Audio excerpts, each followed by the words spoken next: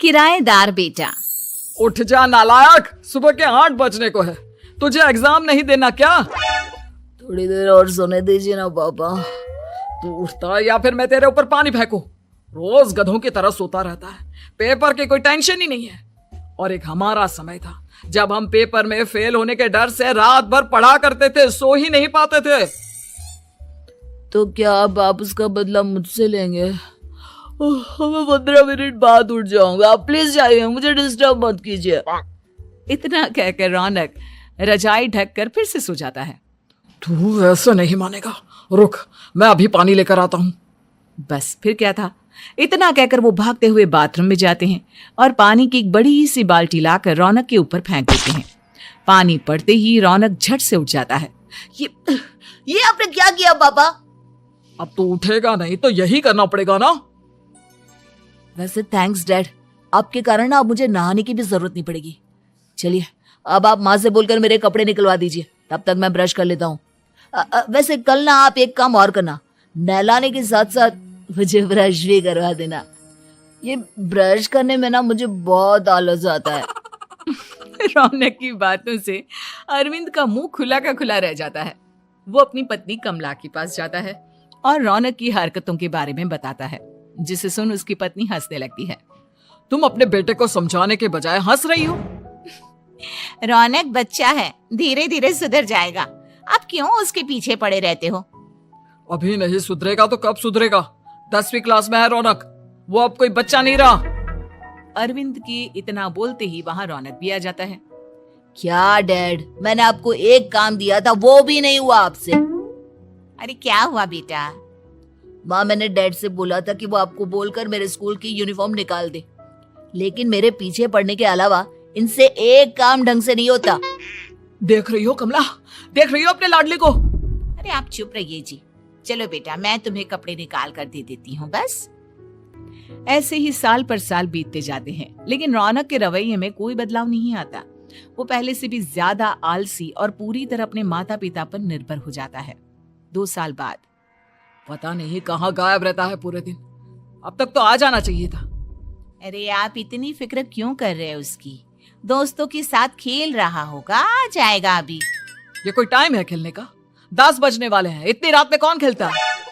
कमला कुछ कहती उससे पहले ही रौनक वहां आ जाता है। मम्मी जल्दी से खाना लगा दो, बहुत भूख लग रही है। तुम्हें तब तक खाना नहीं मिलेगा जब तक तुम बता नहीं देते कि इतनी रात गए कहां से आ रहे हो। ओ प्लीज डैड, अब आप एसी पे प्रद्युमन बनकर मेरे सर पर बंदूक लेकर मत बैठ जाना। अपनी फालतू की बकवास बंद कर और बता कहां से आ रहा है। माँ अब समझाइए ना डैड को। बता देना बेटा, इनको भी तसल्ली हो जाएगी। आप बोल रही हैं तो बता देता हूँ, मैं दोस्तों के साथ मूवी देखने गया था, इसलिए देर हो गई। तो इन सब चीजों में मेरे पैसे उड़ाता है? कभी 1 रुपया कमाने के बारे में सोचा है तूने? जब देखो हवा की तरह पैसे उड़ाता रहता है। माँ अब आप इन्हें चुप करा दीजिए, वरना ना मुझे गुस्सा आ जाएगा। अच्छा क्या कर लेगा? बता ना, क्या कर लेगा तू? वैसे बात तो ठीक ही है, मैं कर ही क्या सकता हूँ, पैसे तो फिर भी मैं आपसे ही मांगूंगा ना। चलिए अब ये सब बात छोड़िए और मम्मी मेरे लिए खाना लगा दीजिए। अभी लगा देती हूँ बेटा। मैं बता रहा हूँ कमला, एक दिन ये ऐसे ही बिगड़ जाएगा। उफ़ो, आप क्यों इतना पीछे पड़े रहते हो मेरे बच्चे के? बाद की बाद में देखेंगे, अभी आप शांति से उसे खाना खाने देंगे। अगले दिन डैडी मुझे 10,000 रुपए चाहिए। हाँ? अब इतने पैसे क्यों चाहिए तुझे? डैड आप बिना सवाल किए कभी पैसे नहीं दे सकते क्या? जब तक तू बताएगा नहीं तुझे पैसे भी नहीं मिलेंगे। अरे अब आप अपने बेटे को पैसे भी नहीं दे सकते? नालायक, तेरी उम्र के लोग नौकरी करते हैं और एक तू है जो नौकरी करने का नाम ही नहीं लेता कभी। आप लोगों के होते हुए भला मैं नौकरी क्यों करूं? अरे हम कब तक पैसे देंगे तुझे? तुझे भी तो अपने पैरों पर खड़ा होना होगा ना। कौन सा उधार के पैरों पर खड़ा हूं? अपने ही तो पैरों पर खड़ा हूं मैं। इसी तरह रौनक दिन प्रतिदिन लापरवाह होता जाता है। उसकी लापरवाही को देखते हुए अरविंद और कमला अपने बेटे की शादी कराने का फैसला लेते हैं और 1 महीने के अंदर अंदर ही रौनक की शादी मेघा नाम की लड़की से करा देते हैं। शादी के कुछ दिन बाद, रौनक मुझे एक अच्छी सी साड़ी चाहिए, आप ला दोगे ना? हाँ क्यों नहीं। कितने तक की आती है साड़ी? यही करीब 5,000 तक की। तुम चिंता मत करो, मैं आज ही डैडी से पैसे मांगकर तुम्हारे लिए साड़ी ले आऊंगा। आप कब तक ऐसे ही अपने पापा से पैसे मांगते रहेंगे? कोई अच्छी सी नौकरी क्यों नहीं कर लेते आप? अरे डैड के होते हुए मुझे नौकरी करने की जरूरत ही क्या है? पर आप ऐसे कब तक उनसे पैसे मांगते रहेंगे? कुछ आपको अपने दम पर भी तो करना होगा ना। अब तुम भी बाकी लोगों की तरह मुझे ज्ञान देना शुरू मत कर देना। साड़ी चाहिए ना तुम्हें, मिल जाएगी बस। इतना कहकर रौनक अपने पिता से पैसे मांगने चला जाता है। डैडी मुझे 5,000 रुपया चाहिए। अब 5,000 क्यों चाहिए तुझे? वो मेघा को साड़ी चाहिए थी।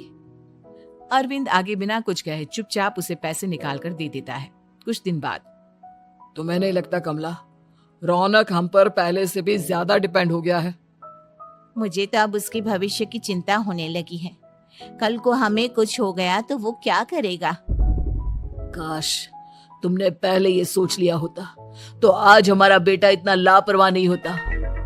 तब मुझे कहाँ पता था कि मेरा लाड़ प्यार उसे इतना बिगाड़ देगा कि वो इस हद तक लापरवाह बन जाएगा। कोई बात नहीं, अभी भी देर नहीं हुई। मुझे पता है उसे कैसे सुधारा जा सकता है। कैसे? अरविंद कुछ कहता उससे पहले रौनक वहां आ जाता है और पैसों के लिए हाथ फैलाने लगता है। डैड, मैं और मेघा बाहर घूमने जाना चाहते हैं। अरे वाह, ये आज सूरज कहाँ से निकला है? Dad please. अच्छा चलो अब मुद्दे की बात करो। मुझे अब 25,000 चाहिए। अब तुम्हें 1 रुपया भी नहीं मिलने वाला। अगर तुम्हें पैसों की इतनी ही जरूरत है तो कोई ढंग की नौकरी कर लो। मम्मी आप कुछ कहिए ना डैड को। बेटा वो गलत क्या बोल रहे हैं? ये सब हम तेरे भले के लिए ही तो कर रहे हैं। मम्मा मैंने बताया ना आपको, मुझे नहीं करनी कोई जॉब वॉब। तो ठीक है, निकल जाओ हमारे घर से। तुम्हारे जैसे लोगों के लिए मैंने ये घर खड़ा नहीं किया है। जितना ये घर आपका है ना उतना ही मेरा भी है। मैं कहीं नहीं जाने वाला। जाना तो पड़ेगा ही तुझे, क्योंकि अब मैं तेरा कोई भी खर्चा नहीं उठाने वाला। ठीक है मत उठाइए मेरा खर्चा, मैं अपने दम पर भी जी सकता हूँ। तो बेशर्मों की तरह अब तक यहाँ क्यों खड़ा है? अपना सामान ले आओ, निकल जाए यहाँ से। रौनक पैर पटकते हुए वहां से चला जाता है। घर से निकालना जरूरी है क्या उससे? बिना पैसों के कौन रखेगा उससे किराए पर? अगर उसका भविष्य सुधारना है तो हमें अपने दिल पर पत्थर रखकर ये कदम उठाना ही होगा।